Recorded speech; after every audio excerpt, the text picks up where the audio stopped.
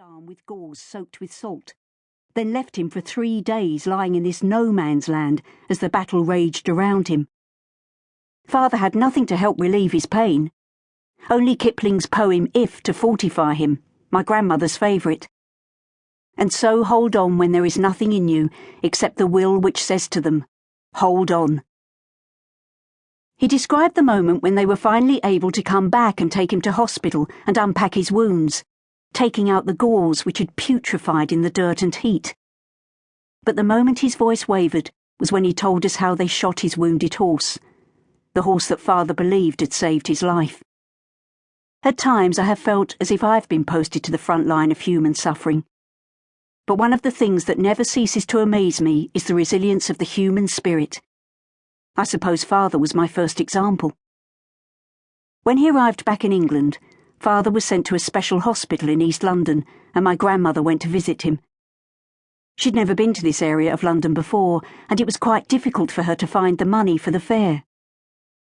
When she eventually walked into the ward, she thought there'd been a mistake.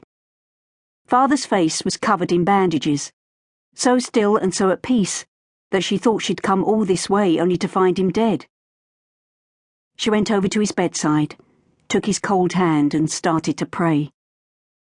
My grandmother had already lost 6 of her 12 children, and she wasn't prepared to part with this boy, who was so brave and of whom she was so proud. He was her eldest. After a few minutes, the corpse opened his eyes and smiled at her. From that moment, Father thrived. He had lost the use of his right arm. He always wore a black leather glove, and one of our jobs every morning was to do up his cufflinks. And he suffered debilitating bouts of bronchitis from the shrapnel left in his lungs. But he recovered his good looks and his optimism, and within a couple of years he was married and working for the post office. Father's war experience had a profound impact on us children in all sorts of ways, not least because he came out of hospital a fervent socialist. Influenced by some of the soldiers he had met while he was recovering, the conclusion he'd come to from the suffering of the war was that power had to be taken out of the hands of the elite and given to those who would actually have to fight. His first action when he left hospital was to walk into the local Labour Party office and sign up. I remember sitting at my father's feet, listening to him talk about the evils of inequality. Is it right that some people have too much, while some people have too little, Katie? It's up to you and me and all of us to do something about it, and we must keep on striving until this is put right. Of course, this meant that Father had little time for religion. An establishment conspiracy to keep the workers in their place. We never went to church, but when I trotted down the road to see my grandmother, with a wink she would get out the family Bible and entrance me with stories of floods and arks, multicoloured dreamcoats, wicked women cutting off their strong husbands' hair, and virgin births in stables. It was our little secret. Meanwhile, Father was working very hard, educating us in his own way. One of the wonders of being the Second World War generation growing up in London was that if you had enlightened parents, it was possible to have a fantastically enriching, full education, and Father was dedicated to instructing us.